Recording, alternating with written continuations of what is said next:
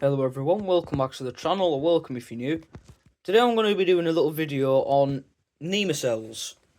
This is a NEMA cell.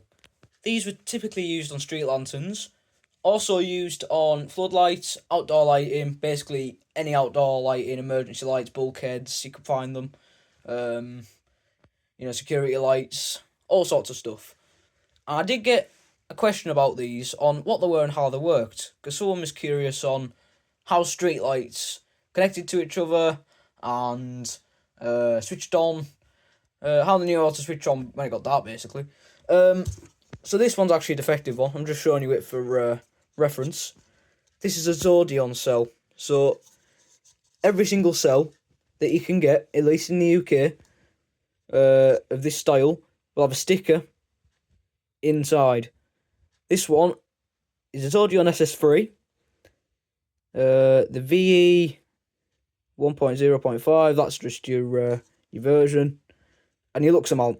Your lux amount is basically how dark it is. So, quick bit of history. When these were first introduced in, I want to say the mid-80s, I think they started with about 65, 75 lux. And basically that was like midnight. They wouldn't switch on till crack of dawn. Like, pitch black. That's what I'm trying to say. So, pitch black is when they'd switch on. Then they kept going down and down as the years went on to try and, obviously, energy save. But it didn't. It did the exact opposite. But, you had 55 lux, then it went down to 50, 45, 40, 35 lux, which I see most commonly around here, at least on the older lanterns. Then you got like 20, 15, 10, and I've even seen 5 lux cells, which is like ridiculous. Basically, as soon as a cloud covers this photocell, it'll just go off. So, it's a 35 lux. This is one of the versions you can get. And it's the Dawn Till Dusk. So there's Dawn Till Dusk, which is one of these, and there's Park Night. I will show you a Park Night one now on one of my street lamps. This one. This is an old sodium street light.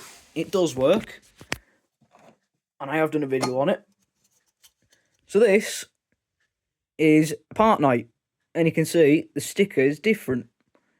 So you've got 35 lux, 1.0.5 again. And you see it says off at midnight till 5:30.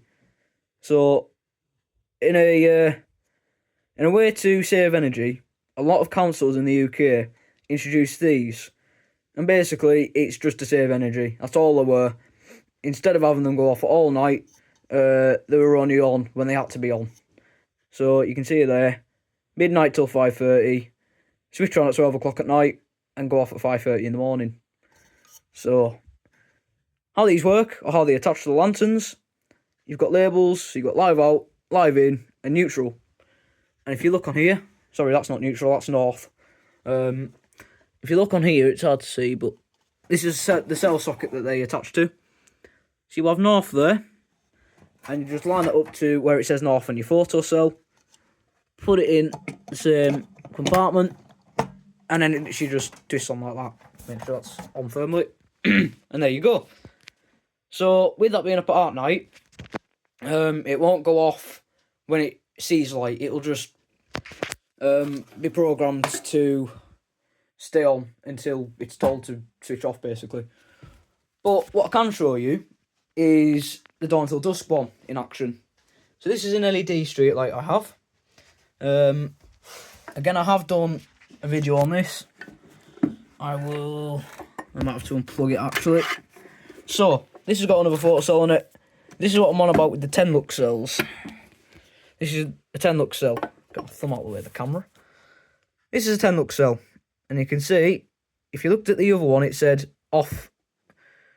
This also says off, and it says non-applicable, because it's a Dawn Till Dusk. So again, you got your Zodion, you've got all your information. And this one, if it'll focus, there you go, 10 lux. Which again, I think is kind of ridiculous, because these actually come on as soon as it gets dark. Well, even before it gets dark. So, again, you've got your neutral. Not your neutral. I don't know why I keep saying neutral. It's north. That's your north. It's not really clear. You look at north on your actually does say neutral there, so... Anyways, you know how you get it right, because it won't go in if you don't put it in the right way. You see, it only goes in there. And then again, twist it like that, just goes on. And now when I plug this in, there you go, it just plugs into the wall. Now when this switches on, because it's facing the wall, it'll think that it's night. So it switches the lantern on. However, because my main light's on, when I move it away from the wall, it switches the lantern off, because it sees the light. So it thinks it's daylight again. And there you go. You can see it in action there. You hear the clicking. Make it face the wall again. Give it a minute and it'll come on again. Give it a minute. It should come on again. There you go. Just like that. So it's a simple little bit of science, but I think it's quite clever.